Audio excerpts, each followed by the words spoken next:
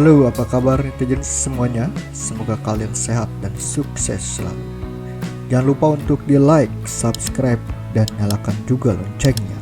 Bangsa Belanda pertama kali di bawah pimpinan Cornelis de Houtman telah sampai di Indonesia, tepatnya di Pelabuhan Banten di Pulau Jawa pada tanggal 27 Juni 1596.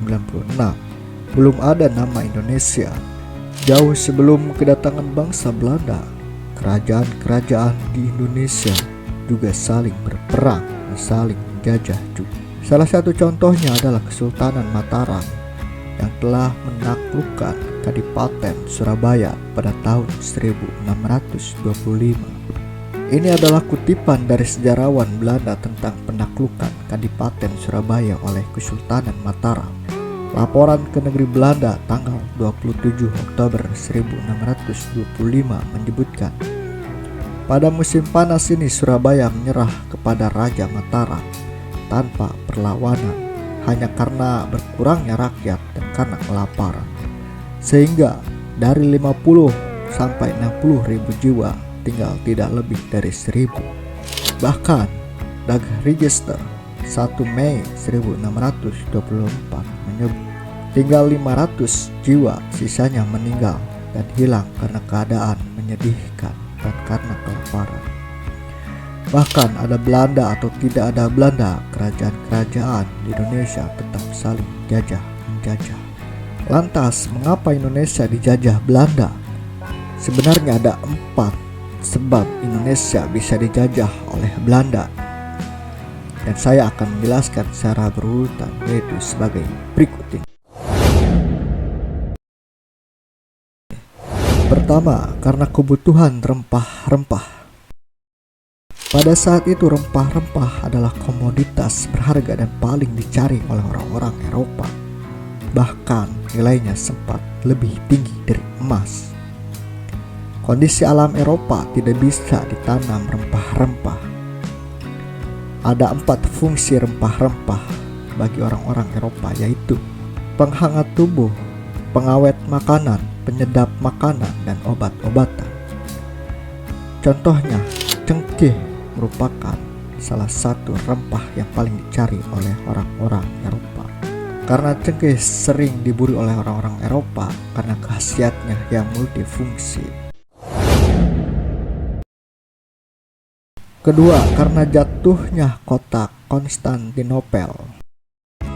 Pergantian kekuasaan kota Konstantinopel dari Kekaisaran Romawi Timur kepada Kesultanan Utsmaniyah pada tanggal 29 Mei 1453 telah menyebabkan jalur perdagangan antara Eropa dan Asia Barat di Laut Tengah terputus. Persediaan rempah-rempah untuk umat Kristen yang dahulunya bisa didapatkan di Konstantinopel tidak tersedia lagi karena konflik antara agama Kristen dan Islam. Maka para pedagang Eropa terpaksa mencari jalur lain ke sumber rempah-rempah, dan hal tersebut membawa bangsa Eropa ke India dan Kepulauan Nusantara. Bangsa Eropa yang pertama kali menemukan sumber rempah-rempah dan juga bangsa Eropa pertama yang datang ke Indonesia adalah bangsa Portugis. Bangsa Portugis di bawah pimpinan Antonio de Abreu telah berhasil sampai Maluku pada tahun 1512, disusul dengan bangsa Spanyol, Inggris, dan Belanda. Ini adalah jalur perdagangan rempah kota Konstantinopel yang masih dikuasai oleh Kekaisaran Romawi Timur. Orang-orang Eropa sangat tergantung dengan pelabuhan kota Konstantinopel, dan ini adalah jalur perdagangan rempah setelah kota Konstantinopel ditaklukkan oleh Kesultanan Utsmaniyah. Orang-orang Eropa telah berhasil menemukan sumber rempah-rempah, bahkan sampai menemukan benua baru. Bagi orang-orang Eropa, kejatuhan kota Konstantinopel adalah mati 1 tumbuh 1000. Ketiga, karena rempah-rempah di Indonesia melimpah ruah. Di timur Indonesia cengkeh melimpah ruah, dan di barat Indonesia lada melimpah ruah.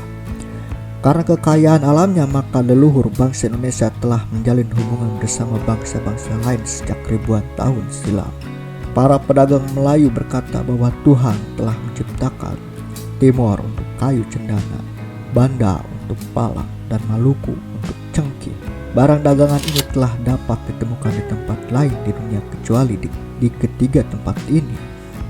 Nusantara memang ibu rempah bagi dunia. Kemudian semua berubah saat negara kincir menyerah. Dengan keadaan seperti itu, banyak rempah di Nusantara. Tentu saja Belanda memiliki hasrat untuk mendapatkan rempah-rempah secara gratis. Keempat, karena kerajaan-kerajaan di Indonesia mudah diadu domba. Ketika orang-orang Belanda ingin merampok hasil bumi Indonesia, maka Belanda akan memakai cara politik pecah belah. Politik pecah belah adalah cara paling ampuh untuk melakukan kerajaan-kerajaan besar di Indonesia. Politik pecah belah telah banyak dilakukan oleh Belanda, diantaranya untuk memecah belah antara kerajaan yang bertetangga, merusak hubungan seorang raja dengan putra-putrinya, memisahkan kerajaan berdaulat menjadi beberapa kerajaan, memecah belah kelompok masyarakat, dan membantu seorang yang ingin merebut kekuasaan. Salah satu contoh keberhasilan politik pecah belah Belanda adalah Belanda telah memecah belah Kesultanan Mataram menjadi dua kesultanan, yaitu Kesultanan Yogyakarta dan Kesunanan Surakarta menurut perjanjian Kriyanti pada tanggal 13 Februari 1755. Belanda telah berhasil memecah belah Kesultanan Mataram menjadi dua karena Kesultanan Mataram pada waktu itu sedang dilanda oleh konflik internal, sehingga Belanda akan memanfaatkan para pangeran Mataram yang sedang berkonflik. Ini adalah peta kekuasaan Kesultanan Mataram sebelum politik pecah belah itu terjadi, dan ini adalah peta kekuasaan Kesultanan Mataram setelah politik pecah belah. Bahkan setelah negara Indonesia merdeka, Belanda tetap memakai politik pecah belah untuk memecah persatuan Indonesia lagi dengan cara menyarankan kepada pemerintah Indonesia agar Indonesia memakai sistem negara bagian, dan supaya Belanda ini pun berhasil, maka Indonesia menjadi negara Republik Indonesia Serikat.